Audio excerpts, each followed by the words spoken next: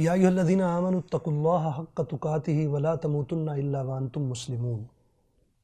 اے ایمان والو، اللہ کا تقوی اختیار کرو جیسے کہ تقوی اختیار کرنے کا حق ہے۔ ولا تموتن، اور دیکھو تمہیں موت نہ آئے، الا وانتم مسلمون، سوائے اس کے کہ تم فرما برداری کی حالت میں ہو۔ یعنی یہ تقوی جو ہے، پہلے تو یہ سمجھ لیں کہ تقوی کیا ہے۔ دیکھیے تقوی یہ کسی ظاہری شکل و شبہات کا نام نہیں ہے کہ آپ نے ایک حلیہ اختیار کر لیا، بس ٹوپی پہن لیا، ماما پہن لیا اور داڑھی رکھ لی، اور یہ سارا ایک ظاہری جو ہے معاملہ نہیں ہے۔ آپ صلی اللہ علیہ وسلم کا فرمان مبارک ہے کہ التقوی ہا ہنا، تقوی یہاں ہوتا ہے۔ یہ اصلاً ایک حس ہے جس کو بیدار کرنے کی ضرورت ہے۔ یہ ایک سینس ہے کہ جب بھی اصلاً تقوی کے معنی کیا ہیں، پہلے تھوڑا سا یہ دیکھ لیں۔ تقوی کے معنی ہے پرہیز کرنا، ڈرنا، بچنا۔ اور کس چیز سے بچنا، کس چیز سے ڈرنا، کس چیز سے پرہیز کرنا؟ اللہ کی نافرمانی سے بچنا، اللہ کی نافرمانی سے ڈرنا، اللہ کی نافرمانی سے پرہیز کرنا، یہ ہے تقوی۔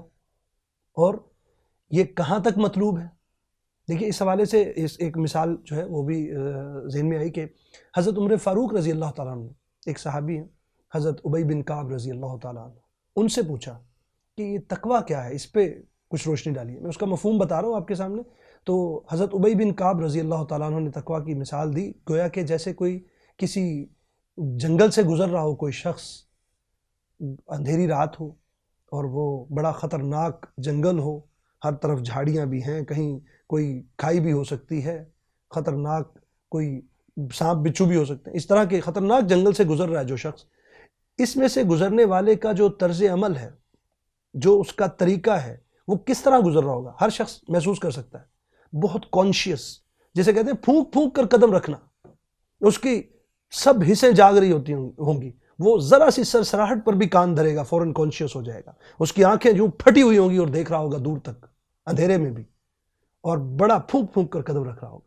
یہ ہے تقوی۔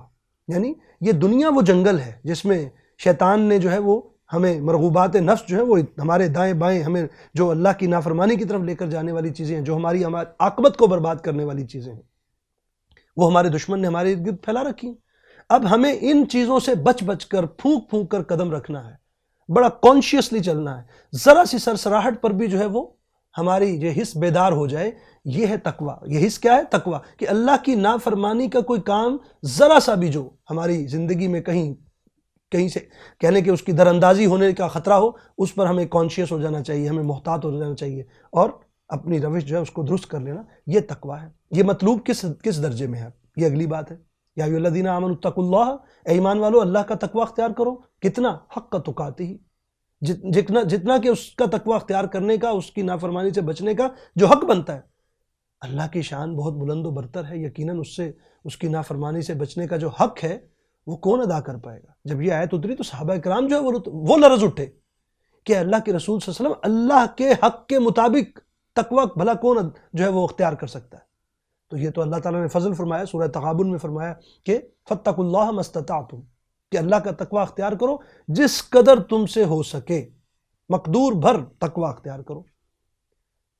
اب مزید یہ کہ اس کو تھوڑا سا مزید وضاحت جو کی ہے وہ اگلے حصے میں آیت کے فرما دی کہ وَلَا تَمُوتُنَّ إِلَّا وَأَنْتُمْ مُسْلِمُونَ، دیکھو تمہیں موت نہ آئے سوائے اس کے کہ تم فرما برداری کی حالت میں ہو۔ اب وہ فرما برداری کی حالت سے مراد کیا ہے؟ کہ تمہاری زندگی کا ہر لمحہ، یعنی تمہیں موت نہ آئے، کیونکہ موت کا تو کوئی لمحہ فکس نہیں ہے نا، کوئی بھی لمحہ وہ میرا آخری لمحہ ہو سکتا ہے۔ آج تو سوشل میڈیا کا دور ہے، ہم دیکھتے ہیں بہت سی ویڈیوز میں نے دیکھی کہ جس میں سڈن ڈیتھ جو ہے وہ ہو رہی ہے لوگوں کی، کسی امام صاحب کی جو ہے وہ ممبر پر بیٹھے جو ہے وہ تقریر کے دوران جو ہے وہ ڈیتھ ہو رہی ہے، کسی خطیب کے خطاب کرتے ہوئے اچانک جو ہے اس کی موت ہو گئی۔ تو یہ تو کسی وقت بھی ہو سکتی ہے۔ آپ کیا دیکھ رہے ہیں، کیا کر رہے ہیں، کس کام میں مشغول ہیں، اور اس میں ہی ہارٹ اٹیک ہو جانا بڑا کامن معاملہ ہے، یہ ہو سکتا ہے۔ تو ہمیں مطلوب کیا ہے جو بات ہو رہی تھی، کہ تمہارا کوئی لمحہ ایسا نہ ہو جو کہ تم فرما برداری کی حالت میں نہ ہو، کیونکہ ہو سکتا ہے کہ جو تم نافرمانی میں وقت گزار رہے ہو وہی تمہارا موت کا وقت ہو جائے۔ اس لیے فرمایا کہ تمہیں موت نہ آئے سوائے اس کے کہ تم فرما برداری کی حالت میں ہو، یعنی ہر وقت تم یہ تقوی کی حس اپنی بیدار رکھو، یہ حس جو ہے وہ جاگتی رہے، اور ذرا سے بھی اللہ کی نافرمانی پر تمہیں وارن کر دے اور تم اپنے عمل کی اصلاح کر لو، کیوں کہ ہو سکتا ہے کہ وہی وقت تمہاری موت کا وقت ہو۔ تو اللہ تعالیٰ سے دعا ہے اللہ تعالیٰ ہمیں حقیقی معنی میں تقوی اختیار کرنے کی توفیق عطا فرمائے.